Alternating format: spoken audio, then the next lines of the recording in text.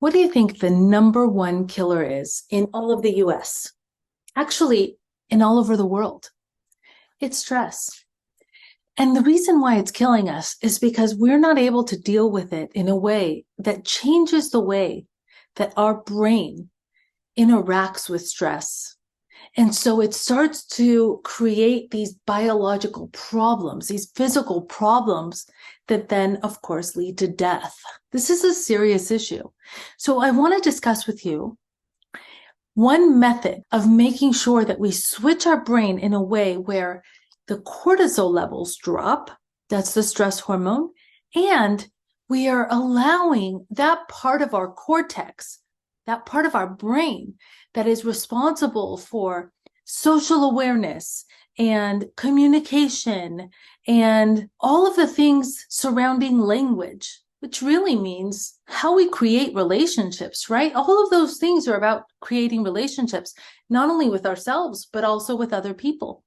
So let me talk about what you can do. It takes about 1 minute in order to actually affect the way that your body is dealing with stress, especially if you're about to have a tough conversation with somebody and you want to make sure that it goes well.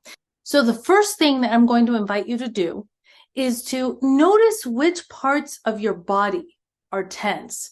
A lot of people carry tension here in the shoulder area, right underneath the skull, in the back, in the lower back. Notice which parts of you are tense. And I want you to take a pen and paper and jot down the body parts that are tense versus relaxed and rate them from 1 to 10. 10 being extremely tense and tight, and 1 being extremely relaxed.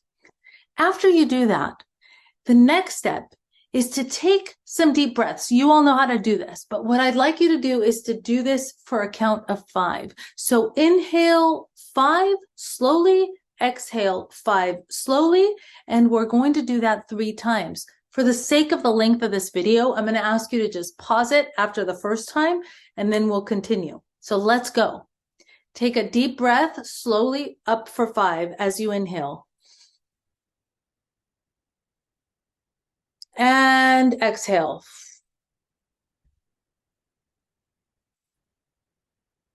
Easy, right? Do it 3 times. Then I'd like you to take that pen and paper and rate the level of tension versus relaxation again.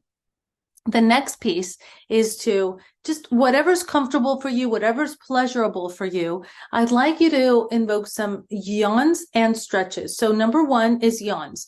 3 times. All you need to do is yawn for 3 times. So even if you're faking it, it's fine because we're talking about the muscles here, right? So we're trying to contract and expand the muscles that cause us to yawn. So even if you're faking it, it's fine. So yawn for 3 times.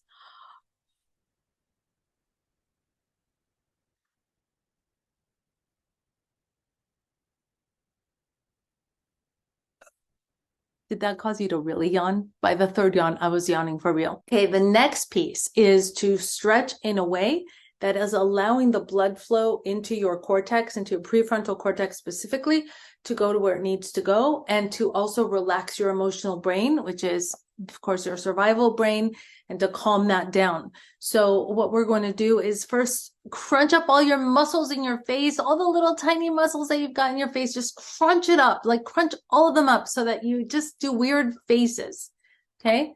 Then relax them.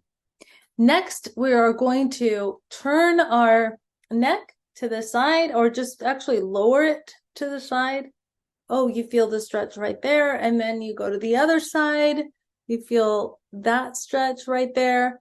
And then we're going to go forwards and backwards, and then to the left, and then to the right. Boy, I really feel it. I needed that myself. After you do the stretches and you're really involved in the stretches, go ahead and write down on your piece of paper, again, how much those body parts have changed from tense to relaxed.